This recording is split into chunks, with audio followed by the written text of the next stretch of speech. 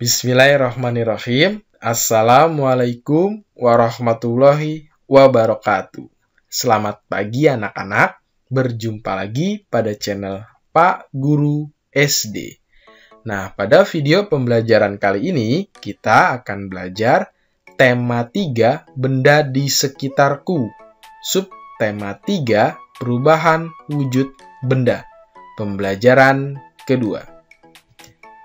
Nah, ingat ya anak-anak, sebelum memulai pembelajaran kita berdoa terlebih dahulu menurut agama dan kepercayaannya masing-masing agar proses pembelajaran dan kegiatan kita hari ini dapat dimudahkan. Amin. Nah, setelah berdoa tidak lupa untuk menyiapkan alat tulisnya ya untuk menuliskan informasi baru yang akan kalian ketahui. Oke, kita mulai pembelajaran hari ini. Asiknya membuat es krim. Nah, pernahkah kamu mencicipi es krim? Nah, Pak Guru pernah nih mencicipi ya. Mungkin kalian juga pernah sepertinya nih es krim itu ya. Es krim itu rasanya itu bermacam-macam ya. Es krim terasa segar jika dinikmati di siang hari yang panas. Nah, ini kalian bisa melakukan percobaan ya. Berikut ini bersama ayah atau bunda di rumah. Nah, percobaan apa ini? Percobaan untuk membuat es krim ya. Ini ada alat dan bahannya. Yang pertama, 2 buah kantong plastik dengan perekat atau zipper.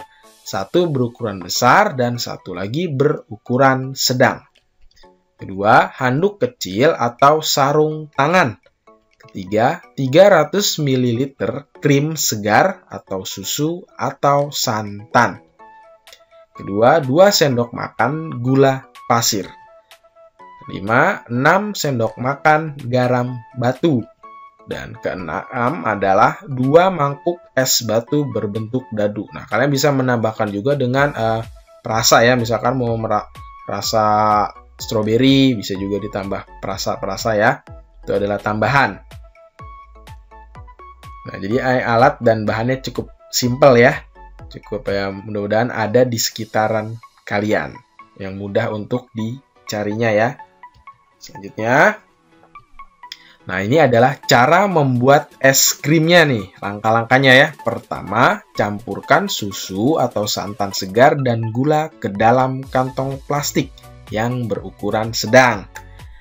Selanjutnya, rekatkan ujung plastik dan pastikan plastik benar-benar rapat. Yang kedua, masukkan potongan es batu dan garam ke dalam kantong plastik besar. Kocok sebentar agar es batu dan garamnya tercampur. Dan yang ketiga, masukkan kantong plastik sedang yang berisi susu atau santan ya ke dalam kantong plastik besar yang berisi es batu dan garam. Kemudian, tutup dengan rapat perekatnya pada plastik besar. Dan yang keempat, kocok dan pijat-pijat kantong plastik tersebut selama 10 menit ya. Gunakan handuk atau sarung tangan agar tidak terlalu dingin ketika disentuh. Kelima, keluarkan kantong plastik sedang.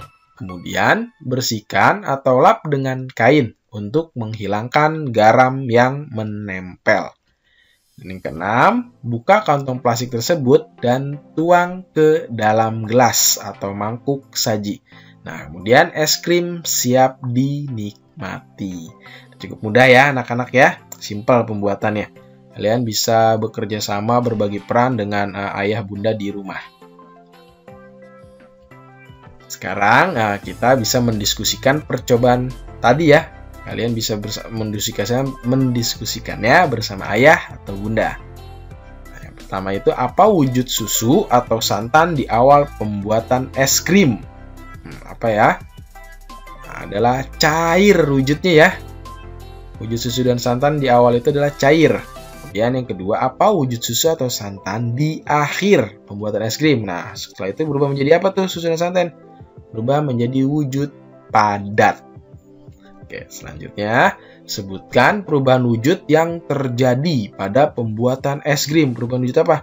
Nah, adalah perubahan wujud membeku. Yang keempat, mengapa membutuhkan es batu pada pembuatan es krim?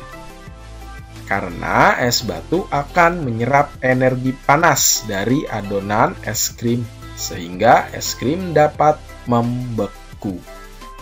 Paham ya, anak-anak? Lanjut. Kelima adalah apa fungsi garam untuk pembuatan es krim? Nah, coba jelaskan. Nah, jadi garam itu berfungsi untuk menurunkan suhu pada adonan es krim, sehingga adonan tadi menjadi beku dan berbentuk es. Jadi ini adalah proses perubahan wujud benda membeku. Nah, pernahkah kamu menyimpan air dalam plastik di lemari pembeku atau di freezer ya, lemari es ya? Apa yang akan terjadi dalam beberapa jam? Tentu air akan berubah menjadi es, bukan? Nah, meskipun kamu membuka ikatan plastik itu, ternyata es tidak akan tumpah. Mengapa demikian? Nah, karena wujud air berubah dari cair menjadi padat. Nah, ya. Perubahan wujud dari cair menjadi padat disebut membeku. Kalian harus tahu ya, jadi perubahan wujud dari cair menjadi padat adalah membeku. Dapatkah kamu menyebutkan contoh lain perubahan wujud dari cair menjadi padat dalam kehidupan sehari-hari? Ya, contohnya nih ya berkaitan dengan makanan ya. Pertama itu adalah agar-agar yang telah dimasak berwujud cair nih ya sebelumnya. Kemudian akan berubah wujud menjadi padat. Kedua, air yang dimasukkan nih ya tadi ke dalam kulkas freezer nih, air akan berubah menjadi es batu. Ketiga, gula merah dari pohon aren setelah dimasak berubah wujud menjadi gula aren. Dan jelly yang telah dimasak berwujud cair setelah dingin akan berubah menjadi padat. Dan bisa kalian makan tentunya ya. Nikmat, jelly itu enak. Oke, paham ya anak-anak ya? Oke, lanjut. Nah, adakah pembagian tugas percobaan membuat es krim di dalam keluarga kalian? Dengan pembagian tugas, pekerjaan menjadi mudah dan ringan ya. Karena kita bisa bekerja sama, saling tolong-menolong, saling membantu ya. Nah, begitu juga di sekolah. Nah, jadi di sekolah itu juga ada berbagi tugas atau peran ya. Siswa di sekolah ada perannya masing-masing. Nih, contohnya itu di SD Nusantara, tempat Siti dan teman-temannya bersekolah. Ada guru yang mengajar sehari-hari di kelas. Ada pula kepala sekolah yang memimpin sekolah, ya. Jadi di sekolah itu terdiri dari beberapa peran ya, banyak ya perannya ya. Nah, nih selanjutnya adalah informasi tentang peran-peran yang ada di sekolah. Informasinya. Jadi yang pertama itu ada guru kelas. Nah, guru kelas itu berperan sebagai apa dia? Mengajar dan mengelola pembelajaran siswa di kelas dan menyelenggarakan administrasi kelas nih ya, guru kelas ya. Kemudian ada kepala sekolah.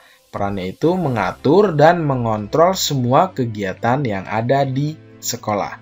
Kemudian guru PJOK atau guru olahraga nih ya.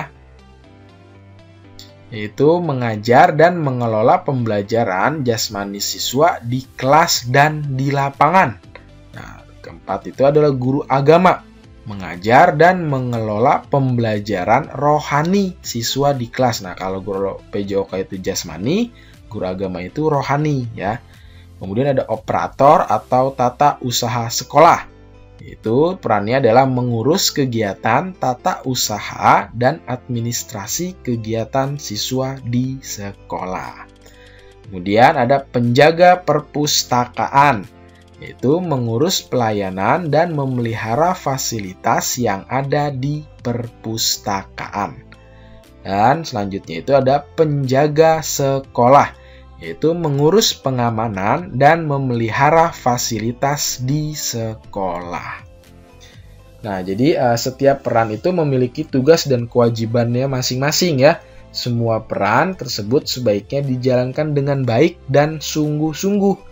Perbedaan peran di sekolah itu saling melengkapi. Dengan demikian, kegiatan belajar dan mengajar di sekolah dapat berjalan dengan lancar. Oke, paham ya anak-anak ya? Oke, lanjut.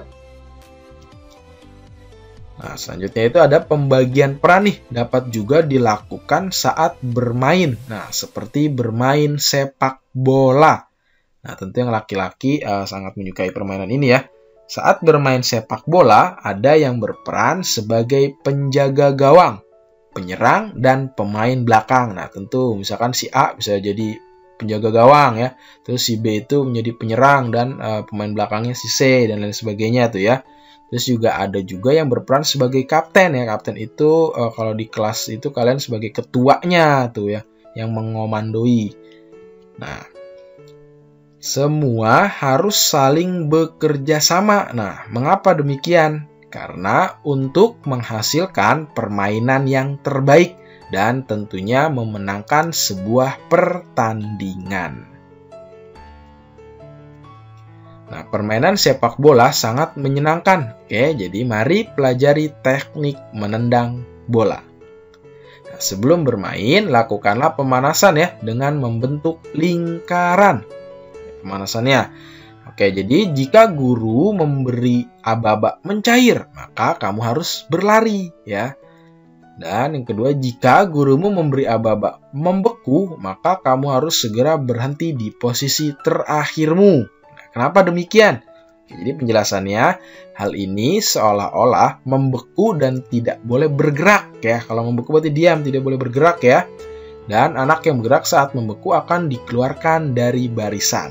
Nah, jadi apabila guru kalian itu bilang atau teriak mencair, maka kalian harus berpencar. Nah, kemudian ada yang bilang membeku, maka kalian harus diam di tempat, tidak boleh bergerak. Paham ya anak-anak ya? Oke, lanjut. Nah, setelah itu berlatihlah menendang bola ke tujuan tertentu. Ya, kalian berlatih di rumah nih ya. Nah, tendanglah bola ke tujuan yang ditentukan ya. Kalian yang menentukannya nih ya, apabila saat kalian sedang bermain bola ya. Nah, lakukanlah dengan ayah atau bunda atau saudara-saudarimu di rumah ya, atau keluarga lainnya. Atau bisa dengan teman terdekat ya, tetangga.